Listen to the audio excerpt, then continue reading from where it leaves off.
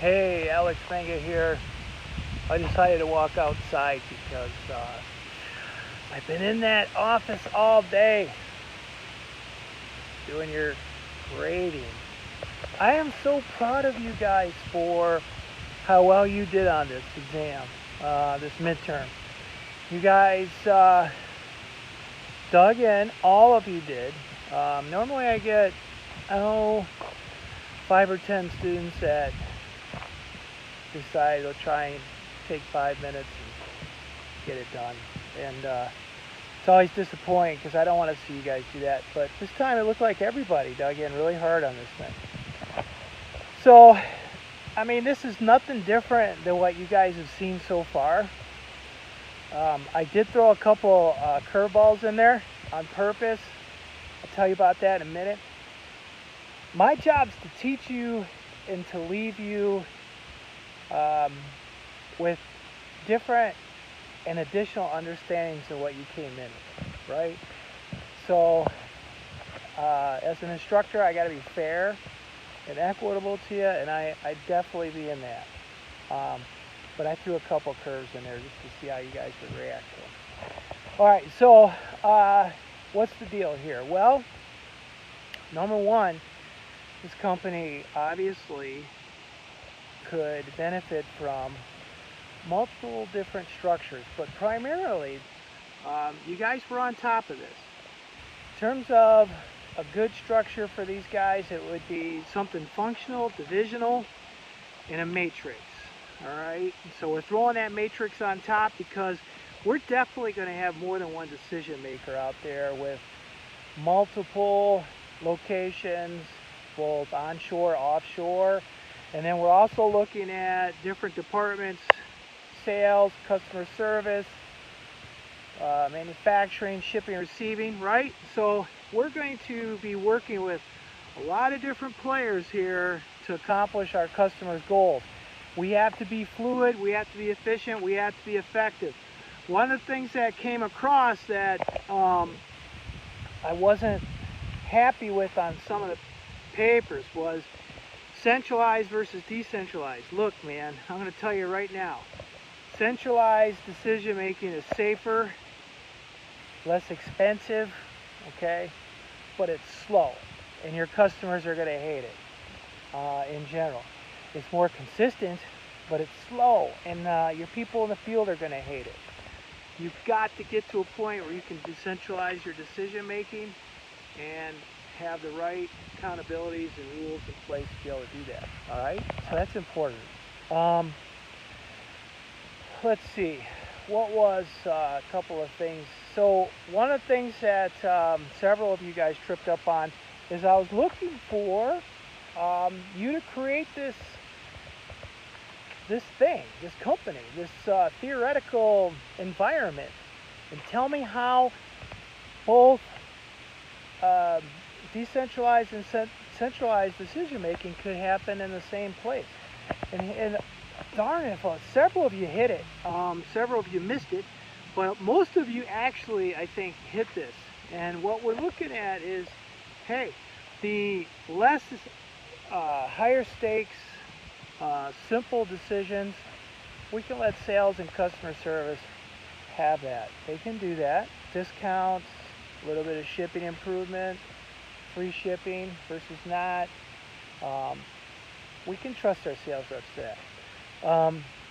Extended warranties, adding more equipment to the sale, giving away things, that's different. We're going to leave that up to a sales manager. So there it is right there. There's your model.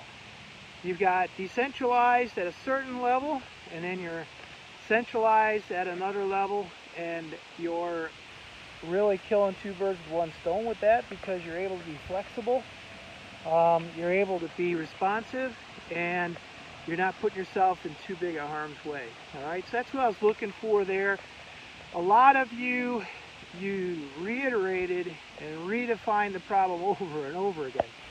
And, you know, I get it, it's cool, you're trying to get this all set in your head, but what I was looking for was, you know, the meat on the bone here. So the bottom line recommendation was divisional, and using some type of a matrix or hybrid on top of that.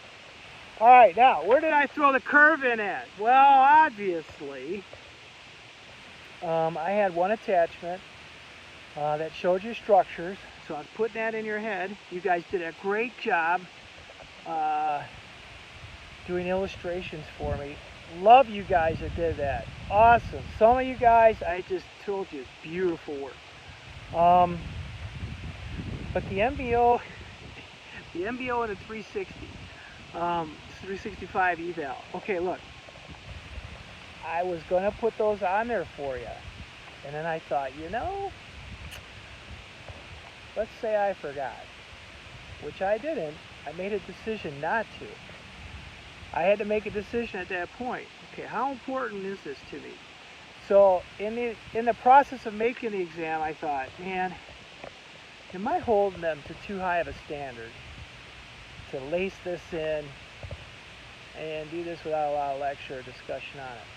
And I thought, I should take that off. And then I thought, no, I won't take it off, because I know most of these people will figure this out and figure out a way to put this in there. And you did. Darn it. And I've showed this off to colleagues all day long. Some of you went to great lengths. I didn't put anything on there. I had one or two people say, where in the heck is this? And so I sent links to help. But most of you didn't complain.